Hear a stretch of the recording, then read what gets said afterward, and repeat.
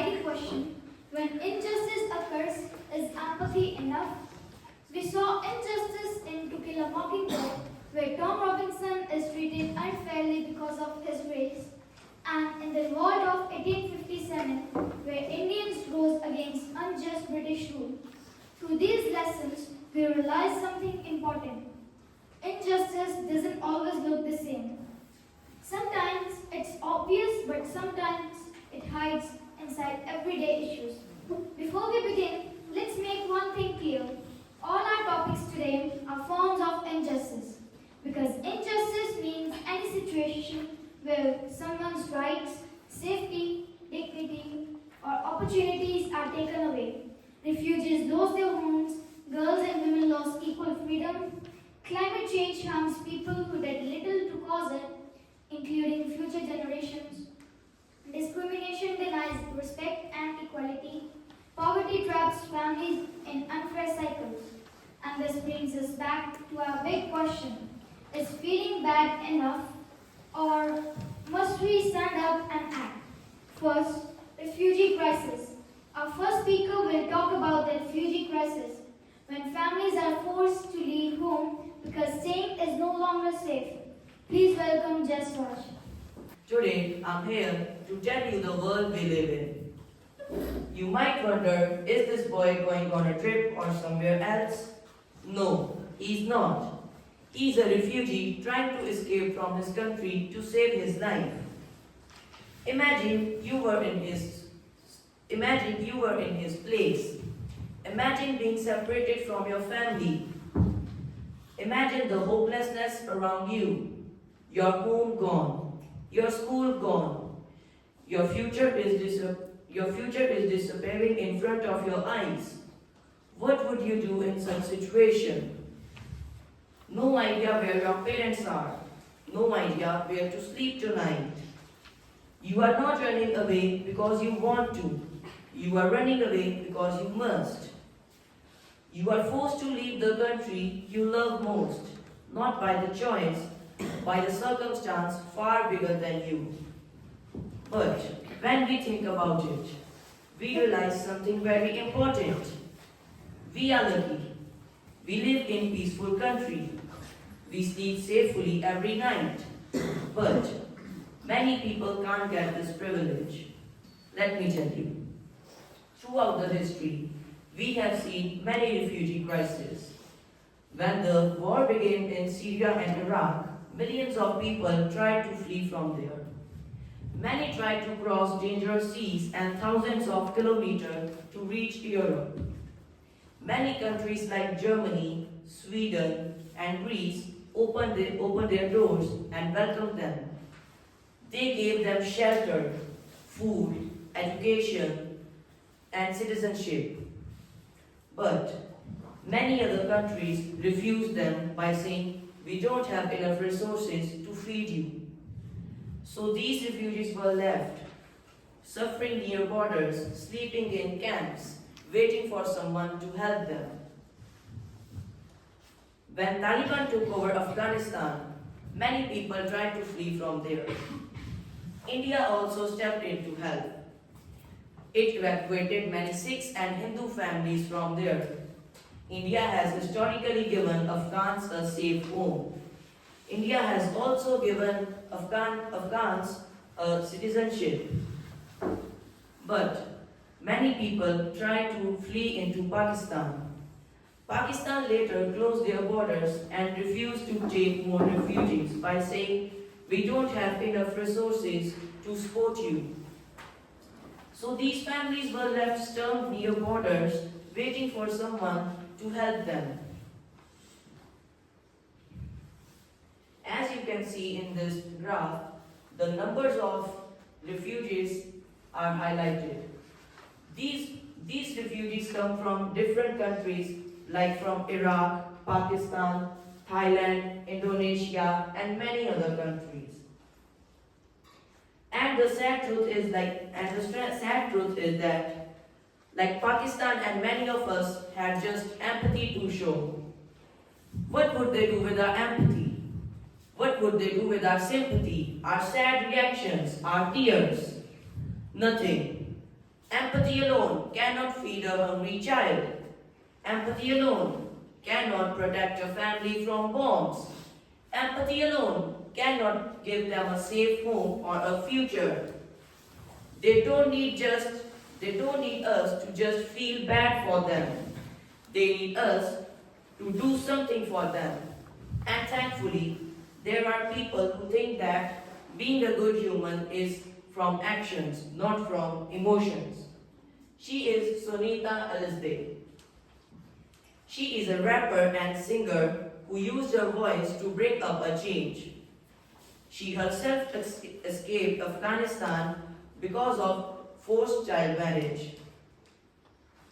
Her painful experience inspired her to speak for those girls who are still suffering from child marriage. When you see the pictures of camps helping the refugees, you might notice the logo of UNHCR, the United Nations High Commission for Refugees. They provide shelter, food, education, and citizenship to refugees in over 100 countries. But the truth is, they cannot help everyone. There are too many refugees and very less resources. She is Bana Albeth. She became a global voice at just the age of 7 years old. When the bombs fell in Aleppo in Syria, she picked up her phone, opened X, and tweeted what was happening to innocent childs. The destruction around her, the poverty around her, the hungerness around her. Her message reached to millions of people, including politicians, influencers, and the United Nations. She proved that you don't need to be a grown-up to bring a change. Even a single voice can bring up a change. Her story reminds us that you don't need to be an influenced person to bring a change. In novel To Kill a Mockingbird, Atticus says, "There's a lot of ugly things in this world. Son, I wish I could keep them all away from you. But the truth is, we cannot keep every ugly thing away from us. But we can help those by running from them. And this is when empathy must become an action." Do you think refugees still have hope? Right now, no. Because there are too many refugees and very less people who are speaking for them. But hope is something that we can give. Even if each one of us tries a little, they can get hope. You can become the next change maker by standing for those who don't have voice to speak for themselves. Thank you. Good afternoon, everyone. Today I am going to deliver a TED talk on discrimination. Discrimination and why empathy is not enough.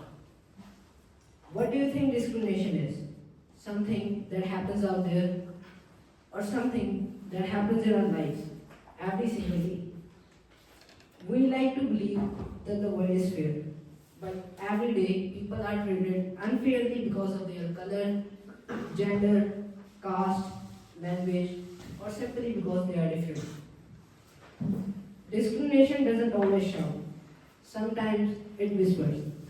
It slips quietly into our schools, our neighborhoods, and our conversation, and before we realize it, it becomes normal. A society that accepts discrimination forgets something important: the worth and dignity of every individual. Let me tell you a story. One day, there was a car accident. A boy from a poor family belonging to a lower caste was badly injured. People stood around him. They felt bad, but no one touched him.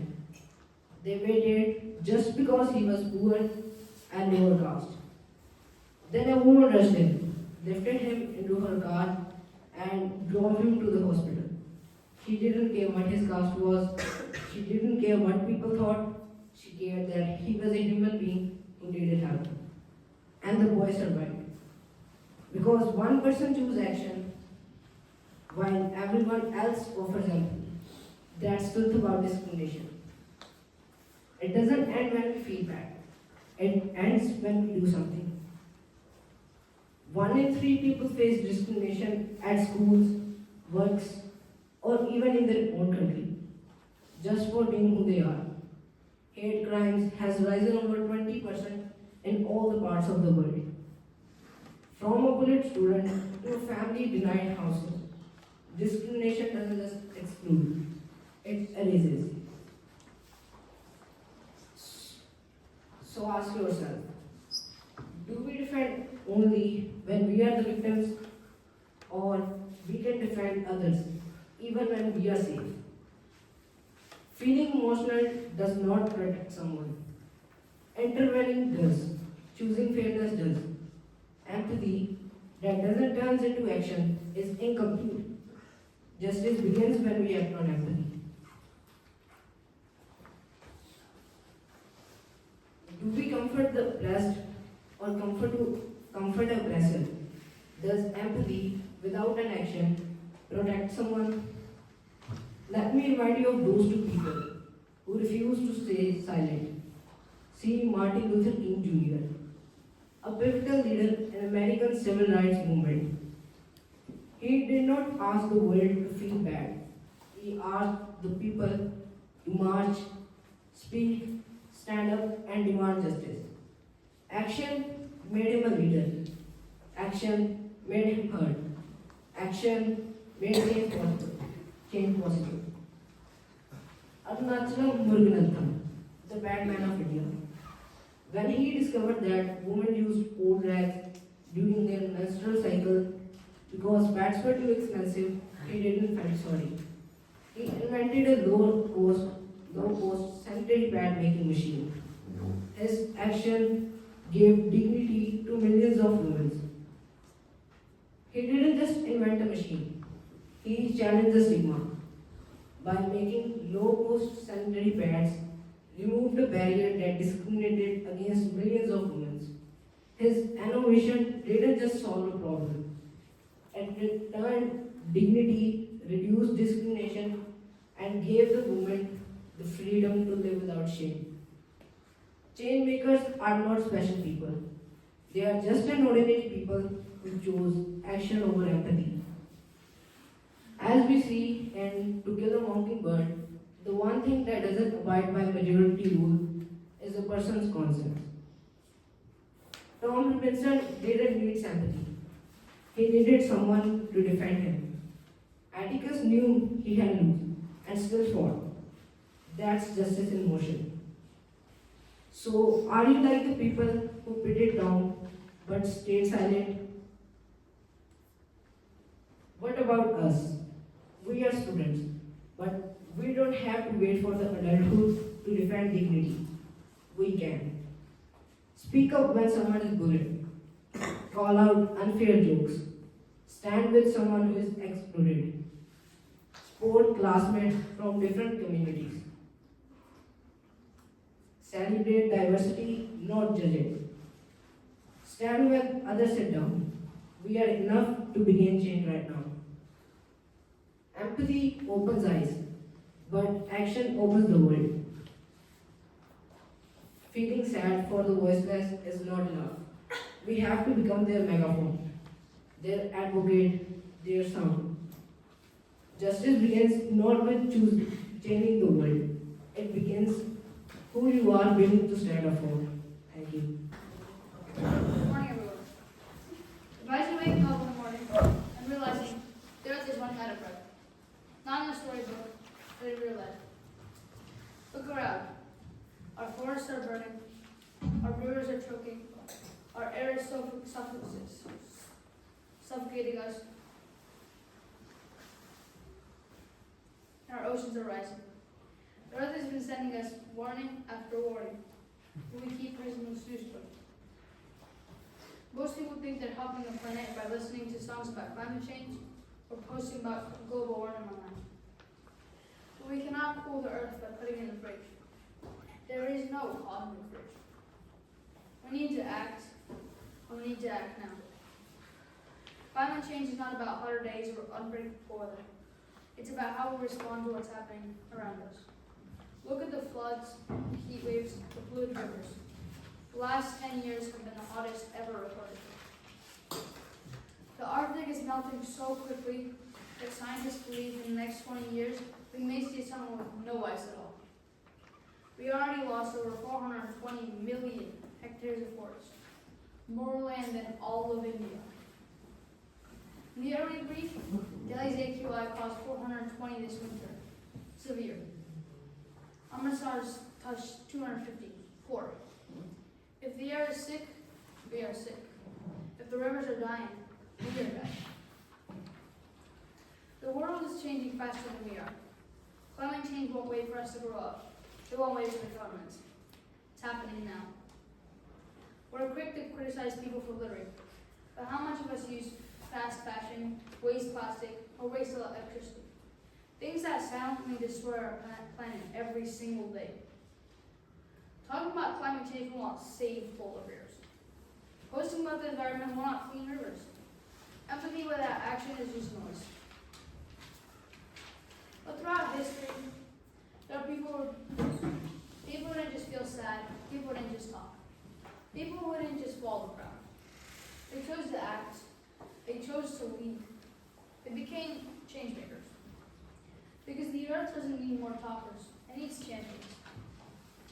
Roy T. Bennett once said, good leaders create more followers. Great leaders create more leaders. Let me tell you about some of these changemakers.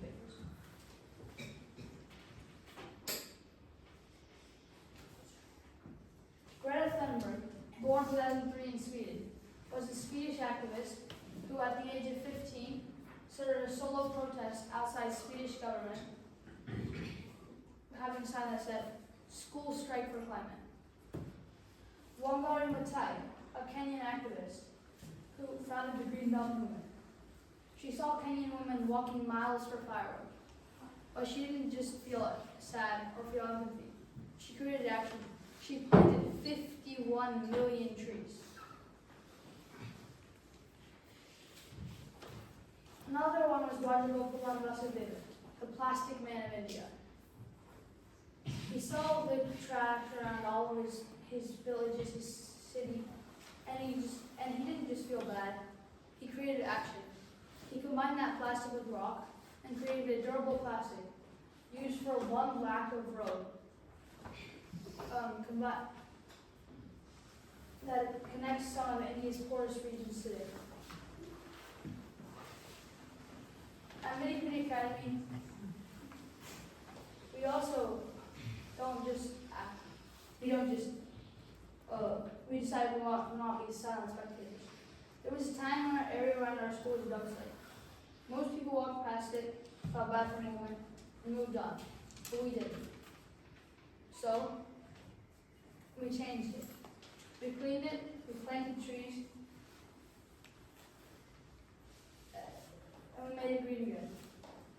We transformed the dumping ground into a place of dignity. But it didn't just end there. Save all the planet is not a one-day project. It's an ongoing responsibility. During the time of floods in Punjab, we helped certain families, struggling families, bring food and bedding to their homes of struggling people, victims of climate change. Because climate change doesn't just change temperatures, it changes lives. We don't need to be scientists to save Earth. We just need to be consistent. Use reusable water bottles. Reduce using single-use plastic. Turn the lights off when you leave your room. Because small actions create a big future. Thank you. Good afternoon, everyone. Today I would like to talk about poverty. What is poverty? Many of us think we imagine hunger, homelessness, or people living without food. But poverty is far more complex than that. The United Nations once tried to define poverty as a denial of choices and opportunities. The World Bank described it as the inability to participate in society. after all these definitions. Global organizations should admit one thing. Poverty cannot be fully defined. Why? Because poverty is not just an economic condition. It is a human experience. It changes from place to place, person to person, and story to story. Poverty is not a single definition. It is a million realities. When you look at poor people, what do you see? Poverty of potentials, needy or needed, failure or achievement. These questions remind us that poverty isn't just poverty. It's about opportunity, dignity, and visibility. Too often we see the poor as people to be helped, not people to be hurt. All around the world and even in our own communities, poverty is everything. Look at the images where a child sitting alone on the street, another sitting in a classroom, where one dreams of learning, the other dreams of surviving. According to global studies, nearly 700 million people still live on less than 150 rupees a day, and 1 in 10 people lack access to clean water or education. Even developed nations face poverty. The data here shows homelessness rates rising in the countries like England, France, etc., proving that poverty is not just developing world's problem.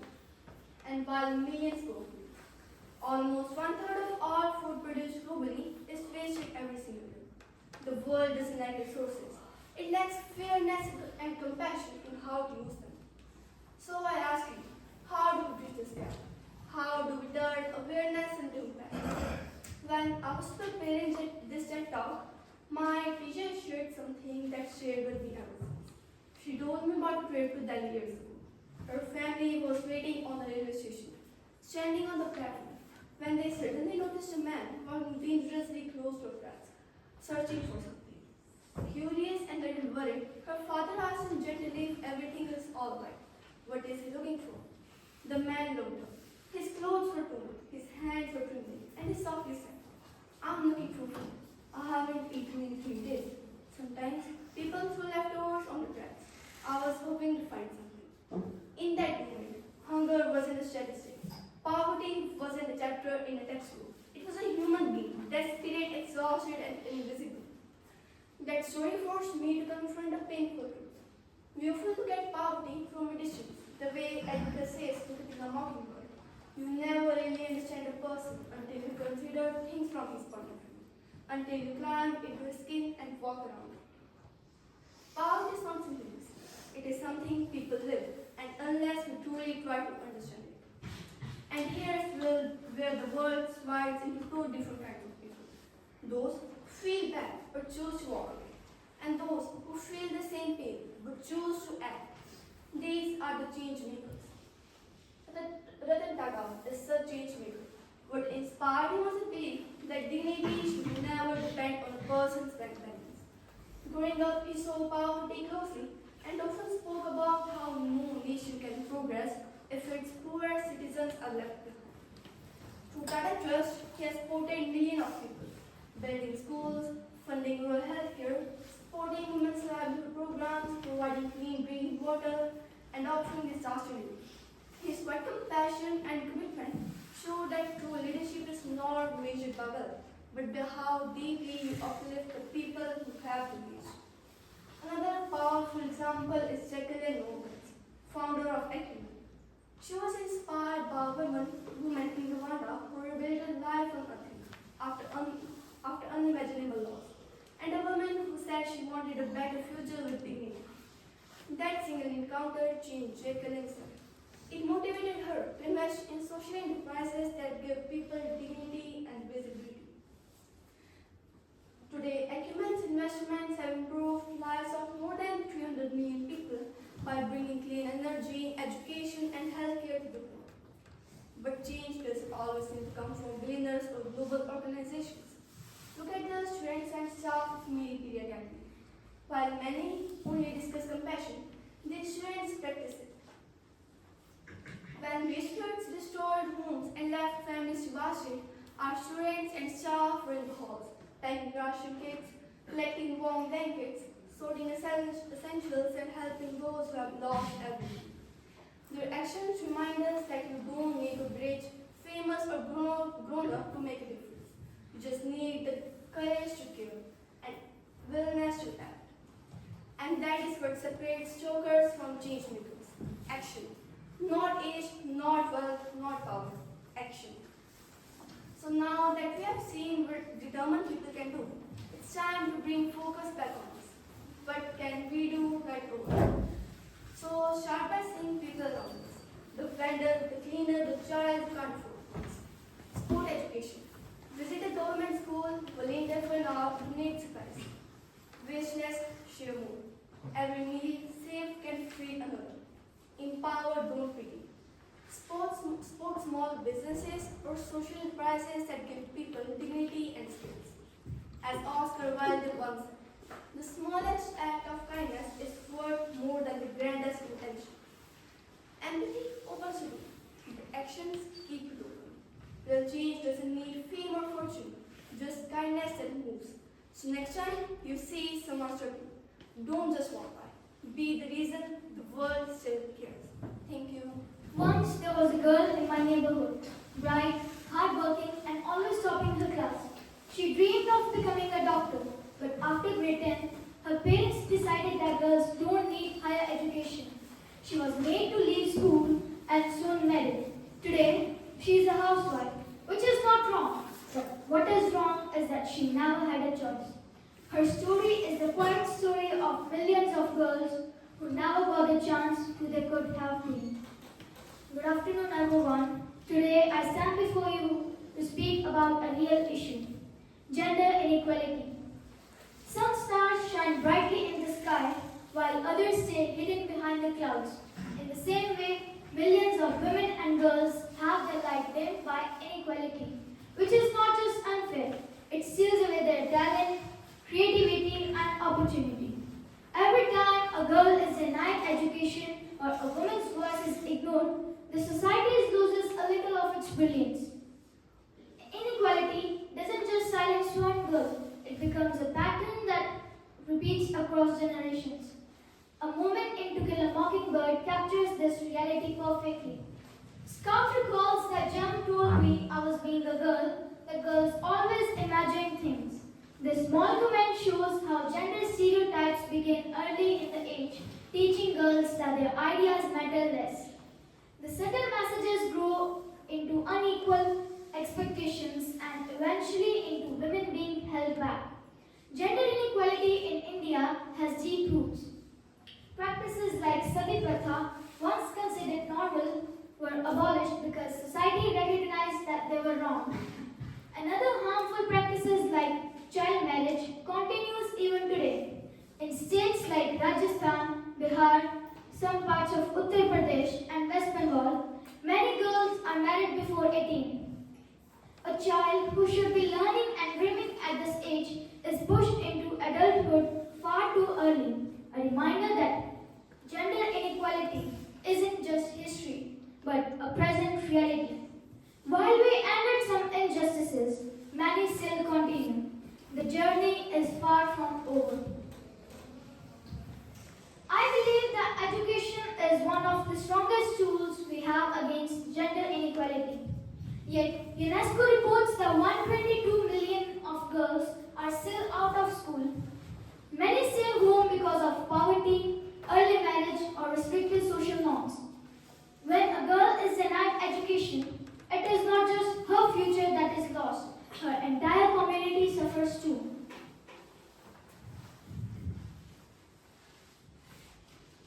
So here is the Global Gender Gap Report 2025. According to this, the world has only closed 68.8% of the gender gap.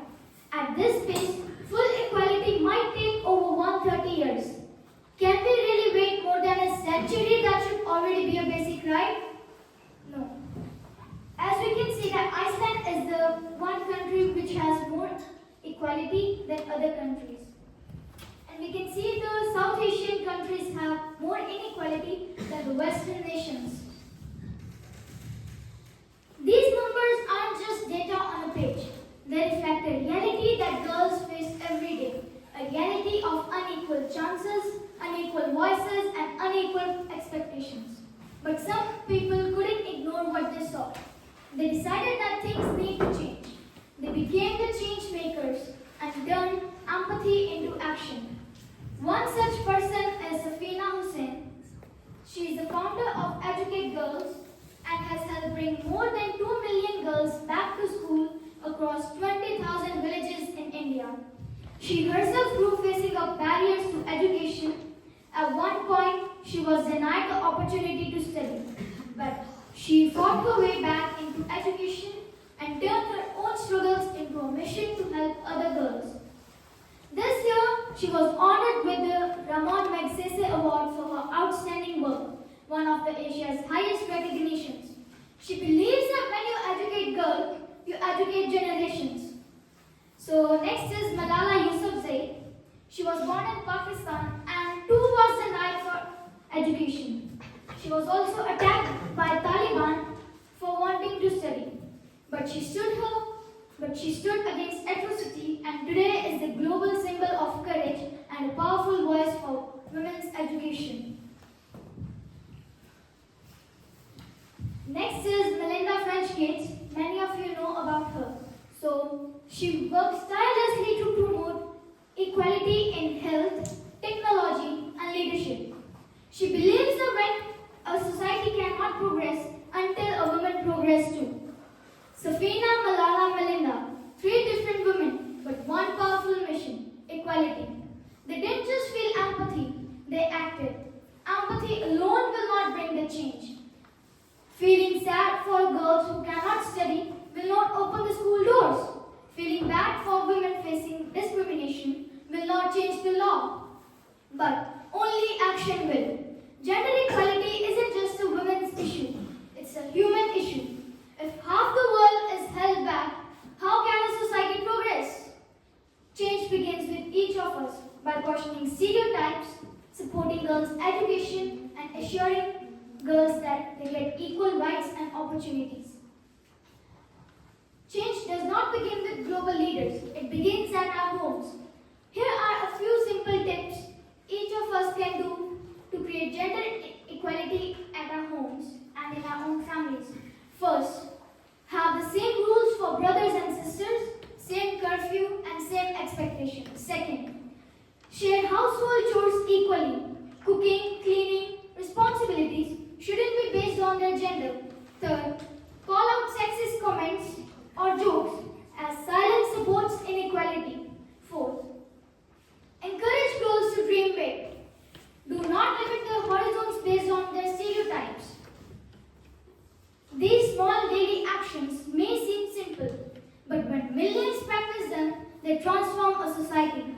Let us be the generation that doesn't just feel, but acts. Let us ensure that every girl gets the equal chance to shine like a star that is finally seen. Thank you. Thanks to all our speakers. Today we learned something important.